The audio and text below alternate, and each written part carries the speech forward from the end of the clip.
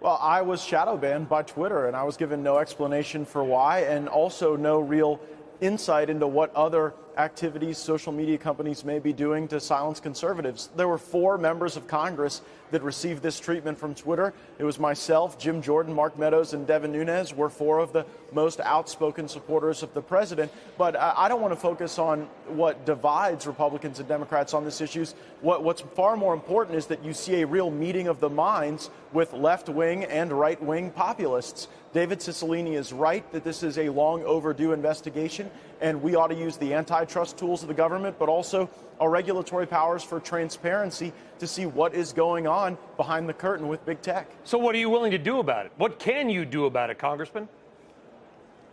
Well, one thing we could do is repeal Section 230 of the Communication Decency Act.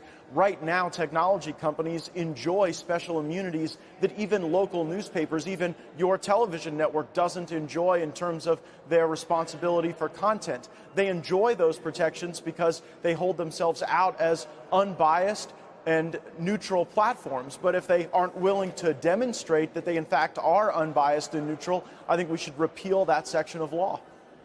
You think there's any chance of that happening?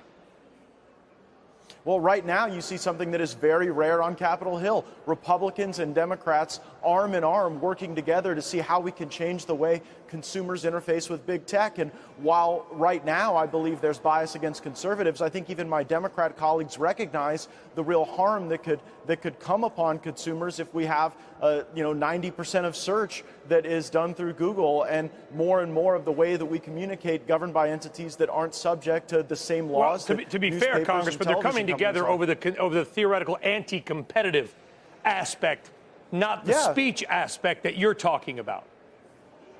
But they're interrelated, because if someone has such a monopoly, if a company or a small group of companies can formulate and create the 4 corners of debate in this country, that should be concerning to liberals and conservatives and everyone in the middle alike, because it is too much power in the hands of people who aren't accountable really to anyone other than their shareholders. But what obligation does Twitter, for example, or Facebook have to do that? If you don't, yes.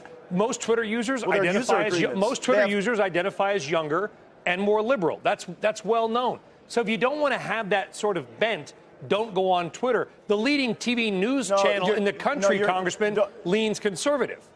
It's a balance, no? Yeah, but so defend why then Twitter would exclude my name from their search bar. They would allow my political opponents and people who don't hold my views to have access to the search bar, but I don't. But when you typed in my name, it didn't autocomplete like it would others. So it's not a question of where the discourse happens, whether people are critical of conservative viewpoints. It's whether or not the features of the technology apply equally to people regardless of viewpoint. And that's where there's been a lack of transparency. And I do believe that antitrust tools can be used to force that transparency, because if you break up big tech, as Elizabeth Warren and David Cicilline have recommended, then you'll have, I think, a blossoming of additional forums where people will have greater choice and where they choose to engage in that discourse. That choice doesn't exist today, and so technology companies shouldn't be able to put their thumb on the scale and reshape speech in our country.